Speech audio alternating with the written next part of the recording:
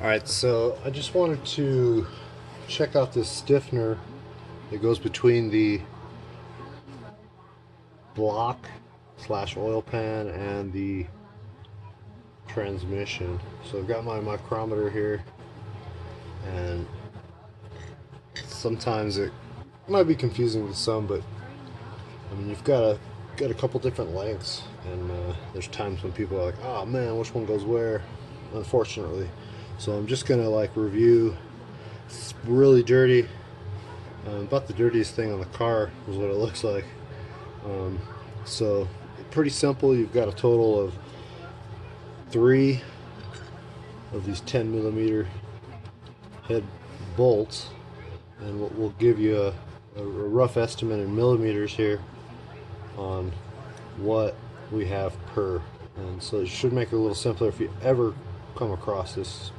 So this one, from just the stud itself, is a 40mm, and this one, imagining that this underneath the car would be like this, and then the transmission would be where my elbow is, and the block would be around here.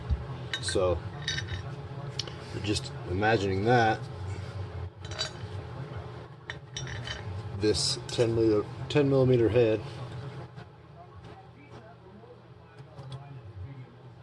so it's just about 10 there, and then like I said, on the actual bolt itself is about 40mm. And so there's another one, and it's just right here. Now they should be pretty close. Why would they change things up, you know? So, and we're about spot on there, and that's a 10mm as well. And you have a third 10mm right here, and that is the same. So all your 10mm are going to be the same, which is a good thing. So you got this one that comes in from the rear by the firewall in your cross member area, and so this one you got a 14mm,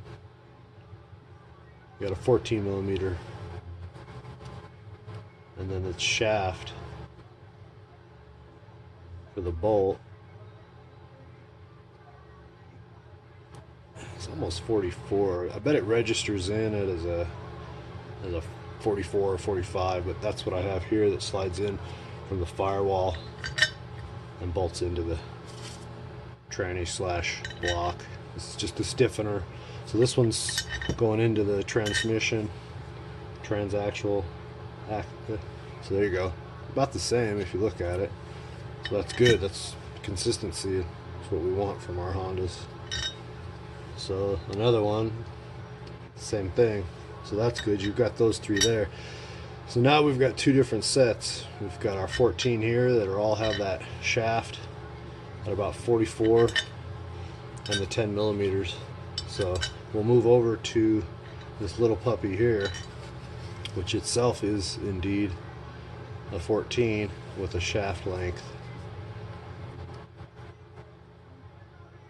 of about 25, and that goes up, so you'll be able to reach that from underneath the car. I mean, you're gonna have to do all this from underneath anyway, but so you've got a third, and then you've got your 4th different length bolt option here. And this one, again, 14, depending on how strong you are with a micrometer. So this one's got a long shaft,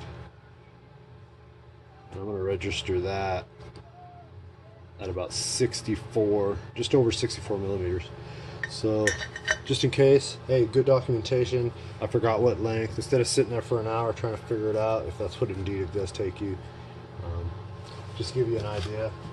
And so I got this off, and it's extremely dirty.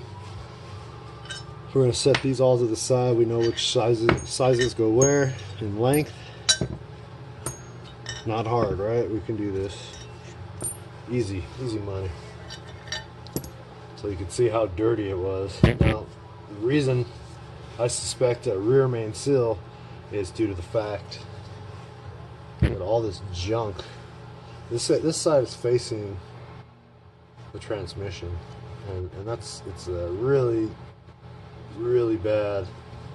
I mean, I've seen worse, way worse than this, but as for my guesses on whether the rear main cylinder needs to be replaced, I'm gonna go with this as a little bit of evidence, right? We're just trying to figure out. I already got one ordered anyway. There's no point in tearing the transmission, the transaxle out. All this work for a part that costs like 20 bucks. Better safe than sorry scenario. So here's this. We'll get it cleaned up, and to be honest with you, they're really clean. Some of these are real clean, so that's good news. You know, we like what we see so far. Besides this, get this a nice good cleaning before we reinstall it, but for now we'll leave it as is. So I just wanted to give a little more technical on this part. There was a time when I questioned, well, they look so different, which one goes where, and you just have to kind of troubleshoot it. So if you did watch and you're like, hey, that made it simple, so hope that helps.